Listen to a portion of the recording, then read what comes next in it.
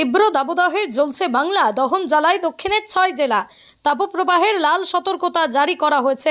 বছরের প্রথম তাপমাত্রা রেকর্ড। তাপপ্রবাহের সাথে গুমোট গরম, সাথে বইছে লু। আর সব মিলিয়ে নাভিশ্বাস অবস্থা সাধারণ মানুষের। 8 থেকে 80 রেকর্ড তাপপ্রবাহের জেরে হাঁসফাঁস অবস্থা সকলের। সকালের পর যত বেলা গড়াচ্ছে তাপপ্রবাহের তেজ ততই পাল্লা দিয়ে বাড়তে থাকছে। তাপপ্রবাহের জেরে সকালের পর বাইরে বের হতে দ্বিধাগ্রস্ত হচ্ছেন আমজনতা।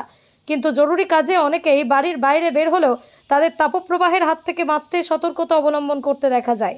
বাইরে বেরিয়ে হাঁসফাঁস গরমে কেউ ঠান্ডা পানীয়তে, কেউ ডাবের জল, আবার কাউকে আখের রস পান করা গলা ভেজাতে দেখা যাচ্ছে।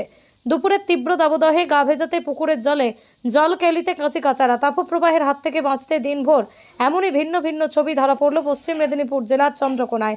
প্রসঙ্গত, তাপপ্রবাহের রেড অ্যালার্ট জারির তালিকায় দক্ষিণের 6 জেলার মধ্যে রয়েছে পশ্চিম মেদিনীপুর জেলার।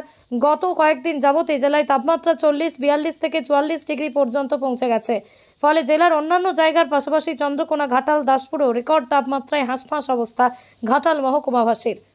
আপাতত দক্ষিণবঙ্গে সেভাবে বৃষ্টির পূর্বাভাস নেই। বর্তমানে তীব্র দহন জ্বালা থেকে রক্ষা পেতে আবহাওয়ার পরিবর্তনের দিকে তাকিয়ে আমজনতা।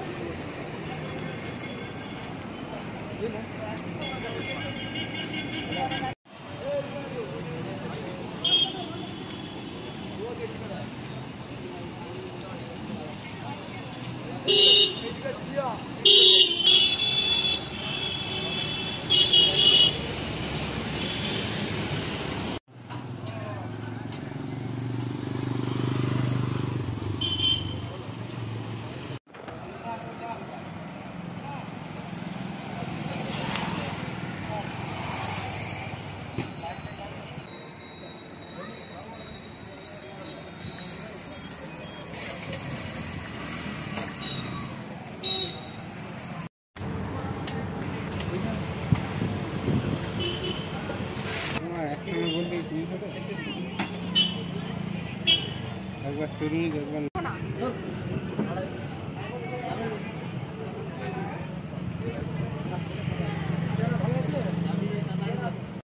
গরমে 9টার পর থেকে তো দাঁড়ানি যাচ্ছে নি সামনে। যা গরম, রাত পা জ্বালা আরম্ভ হয়ে যাচ্ছে, মানুষজনও রাস্তায় কমই বেড়াচ্ছে। বৃষ্টি তো কবে হবে তার কোনো আশাও নেই। কালকে সম্ভবত 44 ডিগ্রি আশেপাশে ছিল, আজকে তার থেকেও তো বেশি হবে।